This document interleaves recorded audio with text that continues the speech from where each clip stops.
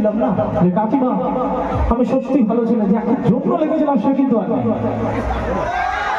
8-9 বছর প্রেম করেছিলাম, থাকতে থাকতে লিখেছিলাম যে কাকিমা আমি ভালো ছেলে, ওর মা বড় গন্ডগোল করতো। তো আমি বলেছিলাম আমি ভালো ছেলে, কিন্তু তাও মেয়ের বিয়েটা অন্য ছেলের সাথে দিয়ে দেয়। তো ও চলে যেতে পারে, কিন্তু আমার গানটা কিন্তু জনপ্রিয় হয়ে যায়।